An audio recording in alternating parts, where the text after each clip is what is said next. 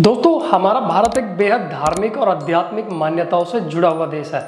यहाँ धर्म और देवी देवताओं में आस्था है तो दूसरी ओर बुरी शक्तियों पर भी लोग यकीन करते हैं। देश में कई ऐसी जगह हैं जहाँ के लिए माना जाता है कि यहाँ भूत और आत्माओं का कब्जा है।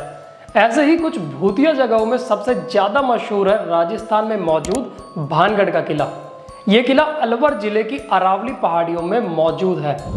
इस किले पर पहली नज़र में देखने में अजीब और डरावना एहसास होता है। यहाँ के लिए कहानियाँ हैं कि यहाँ भूतों का निवास है और इसी वजह से धीरे धीरे गाँवों की आबादी इस जगह से दूर चली गई।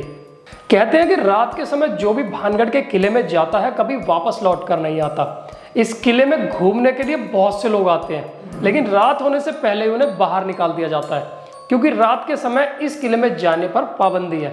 दोस्तों, इस किले में विजिट करने का मेरा पर्सनल एक्सपीरियंस भी है जो इस वीडियो के एंड में मैं आपसे शेयर करूंगा, तो इस वीडियो के एंड तक बने रहिएगा। सबसे पहले बात करते हैं इस किले की हिस्ट्री की। इस किले का निर्माण 16वीं शताब्दी में आमेर के राजा भगवान दास ने कराया था। भानगढ़ राजा मान सिंह के भाई माधो सिंह की राजधानी रहा है।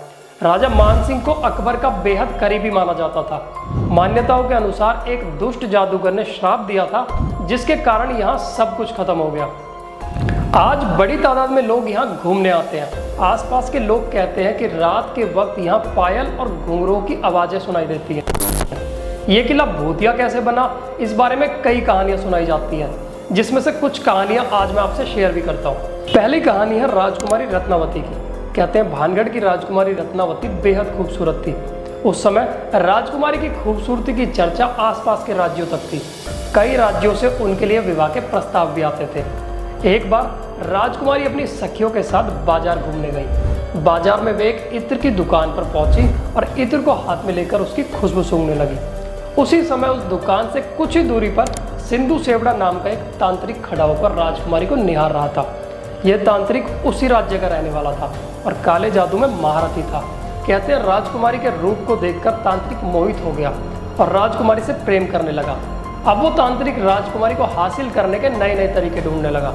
एक बार जिस दुकान से राजकुमारी के लिए इत्र जाता था, उसने उस दुकान में जाकर रत्नावती को भेजे जाने वाली इत्र की बोतल पर काला जादू कर उस पर वशीकरण मंत्र का प्रयोग किया। लेकिन राजकुमारी को सच्चाई का पता चल गया तो उसने इत्र की बोतल को पास ही के एक पत्थर पर फेंक दिया। इससे शीशी टूट गई और इत्र बिखर गया। काला जादू होने के कारण पत्थर सिंधु सेवड़ा के पीछे ही हो लिया और उसे कुचल डाला। सिंधु सेवड़ा तो मर गया, लेकिन मरने से पहले उस तांत्रिक ने श्राप दिया था कि आने वाले वक्त में भानगढ़ वीरान हो जाएगा। यहाँ रहने वाले सभी लोगों की मौत हो जाएगी और उनकी आत्मा इसी किले में भटकती रहेगी। आज 21वीं सदी में भी लोगों में इस बात को लेकर भय है कि भानगढ़ में भूतों का निवास है। एक और कहानी के अनुसार यहाँ एक साधु रहा करते थे। कहते हैं ये जमीन उन्हीं की थी। उन्होंने किला बनाने की इजाज़त तो दे दी थी, लेकिन राजा से उन्होंने कहा था कि राजा एक बात का ध्यान रखना, किले की परछाई मेरी कुटिया तक न पहुँचे। लेकिन किला जब बनकर तैयार हुआ तो साधु की कुटिया परछाई से पूरी तरह से ढक गई, जिससे साधु क्रोधित होकर भानगढ़ और राजा को श्राप देते हैं, जिससे भानगढ़ आज तबाह हो गया। एक तीसरी कहानी के मुताबिक साल 1720 में भानगढ़ और आसपास के क्षेत्रों में भारी पानी की कमी हो गई। साल 1783 में यहाँ अकाल भी पड़ गया, जिसने यहाँ रिहाइश को बिल्कुल ख़त्म कर दिया और भानगढ़ पूरी तरह से उजड़ गया।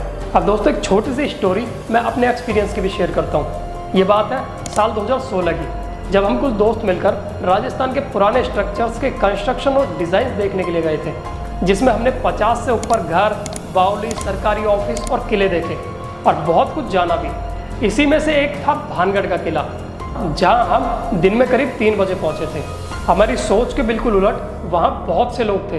वहां फैमिलीज थी, स्कूल और कॉलेज के स्टूडेंट्स भी थे। मतलब वहां सब कुछ बहुत ही नॉर्मल था, जैसा किसी भी मॉन्यूमेंट्स में होता है। हमने भी वहां कुछ समय बिताया और अगली जगह के लिए निकल लिए। हम रास्ते भर यही चर्चा करते रहे कि आखिर भानगढ़ को इतना बदनाम क्यों किया जाता है। यहाँ तो ऐसा कुछ भी नहीं है। करीब 1 घंटे की ड्राइव के बाद एक टी ब्रेक के लिए हम रोड साइड एक ढाबा पे रुके। उस ढाबे पर कोई भीड़ भाड़ नहीं थी, सब कुछ बिल्कुल साफ सुथरा था। चाय की चुस्कियाँ लेते हुए वहाँ हमारी मुलाकात हुई ढाबे के ऑनर से, जिनकी उम्र थी करीब 60 से 65 के बीच। उन्होंने हमें भानगढ़ के बारे में बहुत कुछ बताया। जैसे उन्होंने बताया कि 6 साल पहले ही उनके दोस्त का एक बेटा इस किले के अंदर गया था अपने दोस्तों के साथ शर्त लगाकर। लेकिन आज तक वापस नहीं आया, ना ही उसकी बॉडी मिली। दूसरा एक्सपीरियंस उनका यह था कि जब वे छोटे थे तो उन्होंने खुद यहाँ कुछ लोगों को अजीब से कपड़े पहने किले की दीवारों पर भाला लेकर खड़े देखा, मानो वे इस किले के सैनिक हो और इस किले की रखवाली कर रहे हो। एएसआई को भी यहाँ बहुत से सबूत मिले हैं जिससे पता लगता है कि यह एक ऐतिहासिक शहर था। अब यह किला भारत सरकार की देखरेख में आता है। इसके एंट्री गेट पर सिक्योरिटी पर्सन मौजूद होते हैं जो आमतौर पर अपने इंडियन आर्मी के जवान होते हैं, लेकिन यहाँ बाकी के किलों जैसा एएसआई का कोई ऑफिस नहीं है, जिससे लोगों का शक यकीन में बदल जाता है। अब ये सारी कहानियाँ सच है या झूठ, ये एक ऐसा सवाल है जिसका कोई जवाब नहीं है। मानने वाले मानते हैं और जो नहीं मानते वे इसे कल्पना कहते हैं। गांव वालों और जानकारों पर भरोसा करें तो ये महल शापित है और आत्माओं का यहाँ वास है, लेकिन जो नहीं मानते वे इसे वहम कहते हैं। सच चाहे जो भी हो, लेकिन भानगढ़ के भूतिया होने की देश और दुनिया में खूब चर्चा होती है और इसे एशिया की मोस्ट हॉन्टेड प्लेस कहा जाता है। बाकी आपका भानगढ़ किले पर क्या ओपिनियन है, कमेंट करके बताइए। और ऐसी ही और वीडियो देखने के लिए हमारे चैनल को सब्सक्राइब भी कीजिए। और ये वीडियो अच्छा लगा हो तो लाइक और शेयर करके भी देख लीजिए आप। नमस्कार।